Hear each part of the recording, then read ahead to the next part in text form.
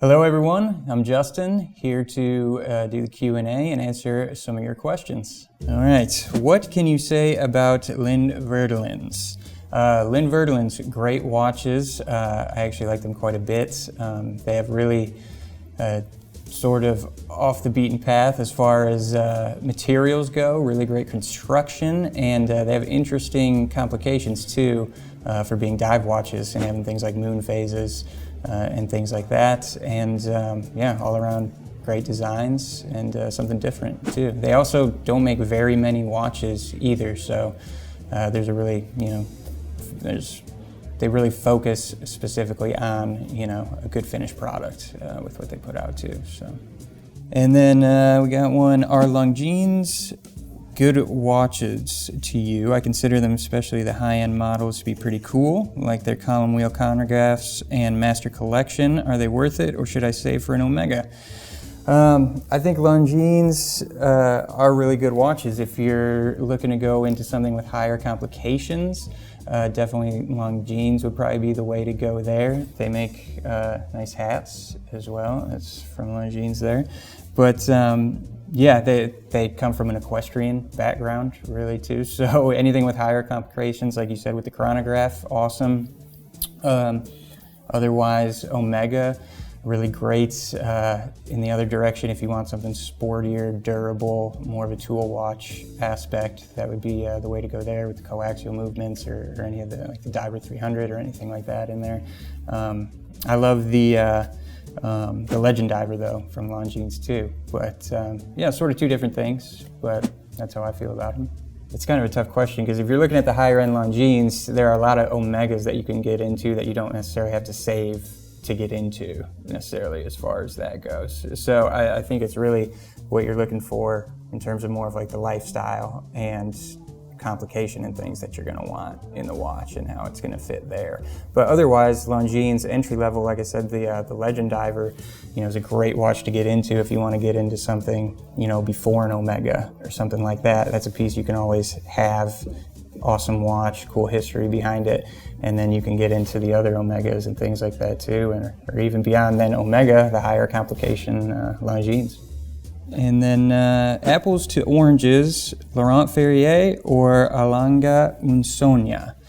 Thank you to Masso for helping me to pronounce that correctly there. But yeah, Laurent Ferrier, really interesting company. I think Lange, to answer the question, would be my personal preference.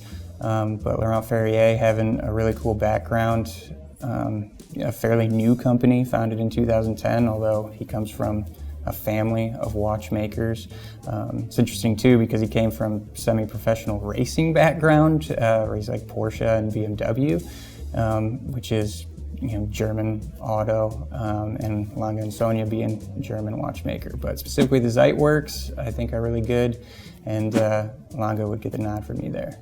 Quick question, what do you think of the 2016 Parmigiani Tonda Mitographe? I really like that watch a lot, specifically the black dial version. I think it was a big improvement from the 2016 Tonda that they did. I like black and red, if that's going to translate at all. Very similar in terms of how that goes. And I really like the flat pusher style that they do on the chronograph. And an all-around great design too. I really like the watch. Parmigiani as a whole, I think, is a really interesting brand altogether too. So they make really great in-house calibers and things like that. Interesting designs.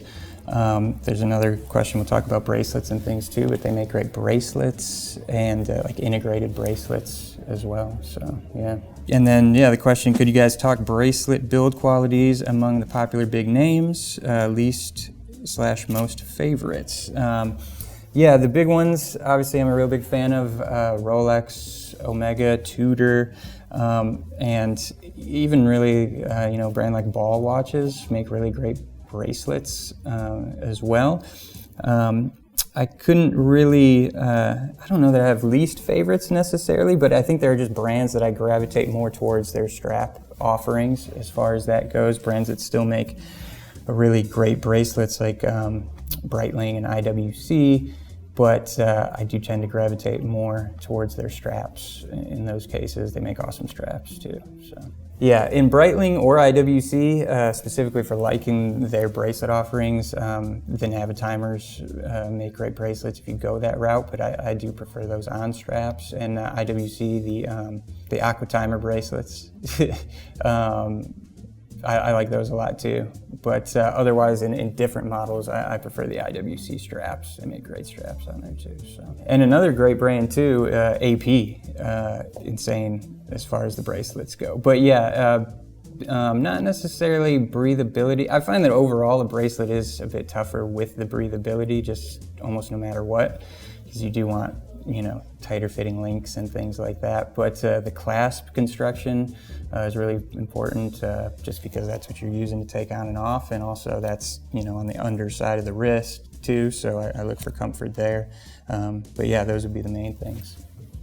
Yeah, thanks everyone for the questions. I love answering them. I love hearing the questions and talking about watches. So if you have any questions or want to talk watches or anything like that, you can email me, jrix, J-R-I-X, at wbgcorporate.com, or I actually handle all of our Chrono 24 as well. So any watches that you see us posted, have posted there, you can reach me through any of the listings. I'll get back to you.